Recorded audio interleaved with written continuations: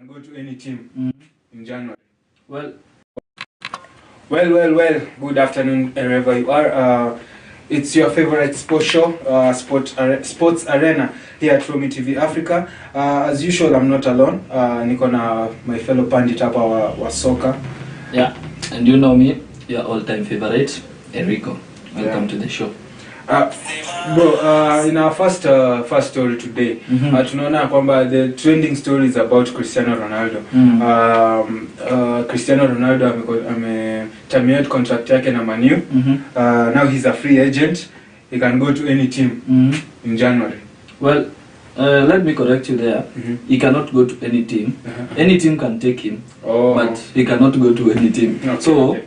He might even retire as a free agent. But he said he's not going to retire until he plays with his son. His son plays in his son he's also playing in Manchester. No, he's a Manchester United player. But he said, squad. Yeah. So he said the time that he's going to retire, once he has already played with his son in the same field, that's when he's going to retire. Wow. Yeah. Well, we all know he's not going back to Manchester United. He's 37 years old. How is he going to cope up with that? But you don't have to decimate him. You know, Buffon retired at the age of 44. Yeah, so I don't think nowadays there's an age limit for playing football. But one thing I can say about Ronaldo is that I think what happened with him in Manchester United was somehow a career changing for him. Yeah, he did not expect it to go that way, and I think Manchester United should have taken more time listening to him. Cristiano Ronaldo is a fantastic player. Yeah. We saw him play against Ghana yesterday. He scored a goal. He's a fantastic player. He was their top scorer last season, of course. Yeah. And this season, although he was not in that much form, but he was not starting many games. But I think the decision always lies with the manager. Yeah, when the manager says it's what is done, and I think Cristiano Ronaldo and Ten Hag did not have that good relationship. And I think it all started all from the pre-season when he did not come to train with the other guys. But I think Ten Hag really took a bold decision. You know, cancelling out a player like that. I remember that time when Mikel Arteta cancelled Aubameyang. Yeah, that was talking about it. Yeah, that was a very big decision to cancel out a player, a big name in your club. That you will face a lot of controversies, of course. Yeah, that is always a very bold decision, and I think this whole shenanigans can go past Manchester United after the World Cup, and maybe they can come back in form. Maybe it will help. Yeah. Speaking of Cristiano Ronaldo, let's turn our attention to the FIFA World Cup 2022 in Qatar. And last night games was Portugal against Ghana, and we saw Cristiano Ronaldo scoring a penalty. And the game ended 3-2 in favor of Portugal. What do you think about that game, Portugal against Ghana? Because it was a very highly contested game. Yeah, it was a contested game, and I watched it, and it was really interesting though. The first half went a goalless draw. Yeah, they were stalemate, and in the second half they also were battling out each other until the almost 70th minute when Cristiano Ronaldo got that penalty. I think that's when the game really now kicked off. Kicked off well. Yeah, because the Portugal was scoring, and then Ghana equalized. Then they scored 2 more, and Ghana scored 1 more. It was a really fantastic game. And let's not forget that those are our first 2 African goals in the World Cup. And it was a fantastic game. Ghana had a really good team, because there were controversies with the goals, especially the penalty and the Leao goal. The people were saying that the Leao goal was an offside, and the Ronaldo penalty was a dive. Yeah, it was a soft challenge, a very soft challenge, and I really did not think the referee would give such a big decision. But I think they have three. They have 2. Is it 3 or 2 more games to go? 2 more games. Yeah, they have 2 more games to go. Maybe they can get something out of it from Ghana. I really want to see an African team proceeding. To the round of 16. In the next game, it was your Samba Boys, the team that you're supporting. The Samba Boys Brazil against Serbia, whereby we saw 2 spectacular goals from Richarlison in the second half. Well, I will not say the first one was really spectacular. It was just a tap-in. Yeah, but the second one, that was fantastic. Perfection. Yeah, that was fantastic. I liked that goal, but when the game started, they did not start with that much intensity like a big club. and that is why I was hoping that maybe Tite could make a fine adjustment to make sure that Gabriel Jesus sometimes starts, because Gabriel Jesus brings that pressure. You know, Richarlison, those one. You can say those he's a types, static striker. Yeah, he always waits for the ball to come to him. You know, Gabriel Jesus is someone who finds the ball for himself. You know, you don't know where he's going actually. Yeah, he's a presser. He really disturbs defenders up there. But Richarlison is that one static. That is that player that only goes with the kind of game Tottenham plays. You see, the game which let's say counters. Yeah, or maybe is really good at set pieces in headers and tap-ins. But I think Gabriel Jesus is an all-round striker. That is a guy who can really bring up the pressure, really speed up the game in the first minutes. You see how he does at Arsenal. He really speeds up the game really fast in the first 20 minutes, and a lot of chances are created. But all in all, Tite is a fantastic coach, so he knows what he's doing, and kudos to the Samba boys. I hope they do better. Yeah, and another game was Uruguay against South Korea, where they ended up in a 0-0. And another game was your Switzerland against Cameroon. It ended in favor of Switzerland with a 1-0 win. We turn our attention on Wednesday, whereby there were spectacular goals. We saw that Germany were shockingly beaten by Japan. Yeah, that was a shock. Belgium were 1-0 victors against Canada. Now, this game, Belgium against Canada, were Canada supposed to lose this game? Canada, they have, I think, where they are right now, they are regretting all the chances they missed. Yeah, those guys, especially the penalty. Yeah, those guys played a really fantastic game. They had a lot of chances, but at some point I can give Couture the credit. That guy is a fantastic goalkeeper. He's the one who actually kept Belgium in the game, even after saving the penalty. He made some very fantastic saves, and I think that is the guy who really kept them in the game. In the other players, they were really out of form, especially Kevin De Bruyne. Kevin De Bruyne was really giving out very lame passes.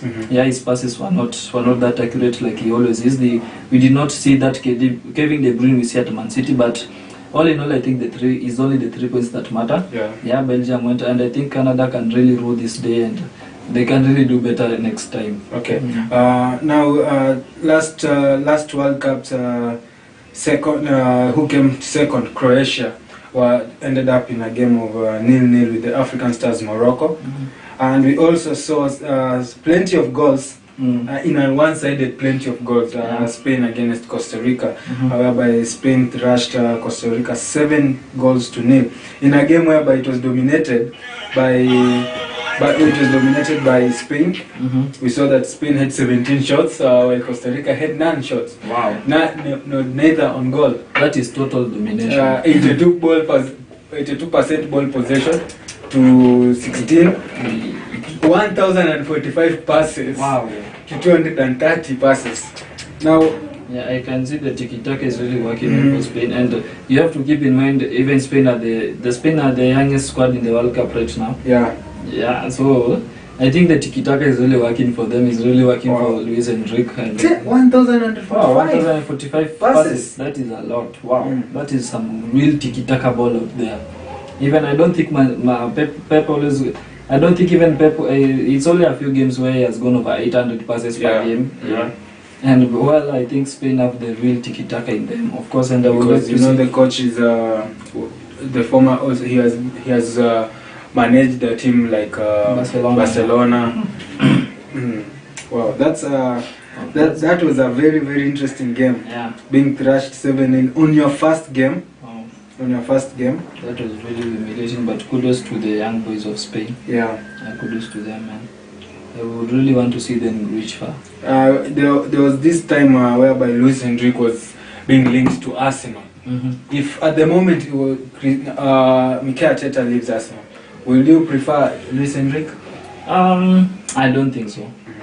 Well, Luis Enrique is a fantastic manager, no doubt about that. But he has carried the Champions League and the La Liga with Barcelona. But I think Arsenal really needs those special types of managers, those Wenger-esque type of managers, people who will bring the Wenger, who will continue with the Wenger legacy at Arsenal, like Arteta, how he's doing, is really incorporating the Wenger game. I think that is why he's succeeding very much.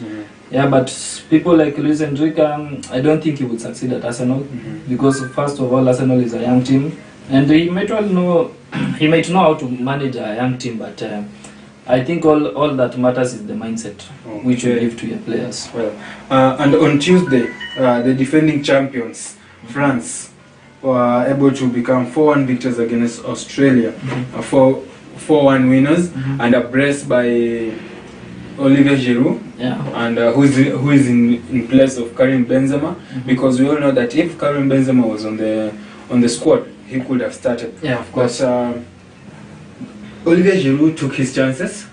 He was able to score 2 goals and help France become 4-1 victors. Yeah, and thanks to those 2 goals, he has now matched Thierry Henry's all-time France top scorer record of 53 goals.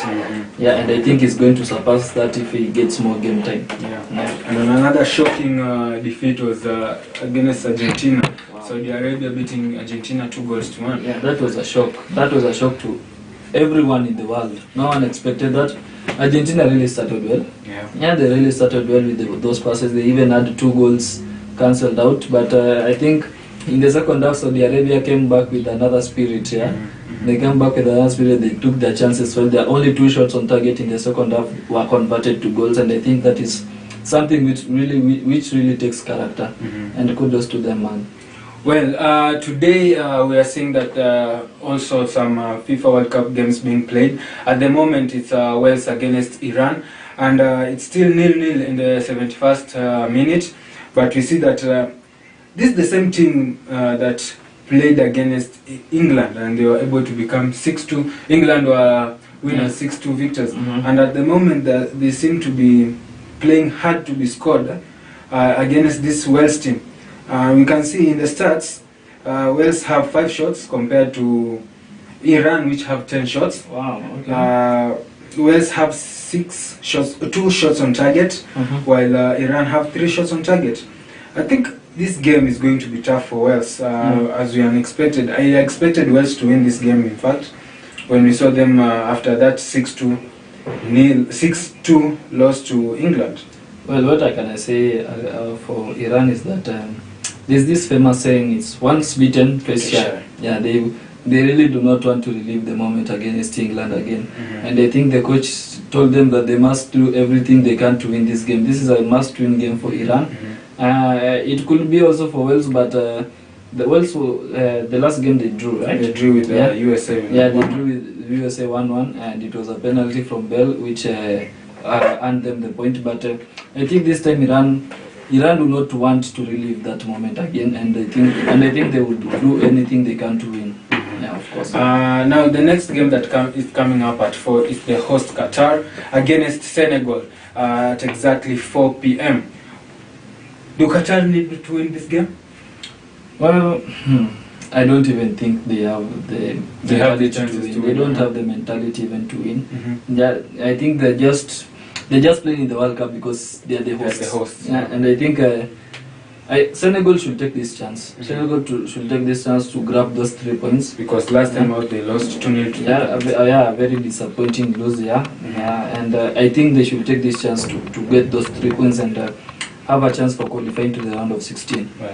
Well, the next game that comes at 7 p.m. is Netherlands against Ecuador. Now that's an interesting game because these are top of the table clash between Netherlands and Ecuador. They were both 2-0 victors in their first games. Yeah. This is going to be a pacey game. Yeah, it's going to be really pacey. Netherlands, of course, will try to dominate the game, but Ecuador will be looking for those fast counter attacks. Yeah, they are good in them, especially their striker is really fantastic. We hope that his injury is free from injury, because last time when they were playing he was substituted because of his injury. Wow, I hope he's good. Yeah, I think that is the hope for Ecuador for qualifying to the round of 16. Now another game is at 10 p.m. England against the USA. Wow, no, that is there's a very good game to watch. The game of the day. That's a game to watch. Yeah, I wouldn't want to miss that one, of course. Yeah, that's the game of the day that I would really want to watch. The 2 types of English are going to be spoken in the field. We are going to know, is it called soccer or is it going to we called football. Yeah, I hope the word football stands, man. So you want football to stand? Yeah, I want soccer. Yeah, I don't want soccer. I know why you want soccer to stand. I know why you want football to stand. Yeah, because our star boy is there. And also you have your goalkeeper there. Yeah. And also just touching on tomorrow's games over the weekend.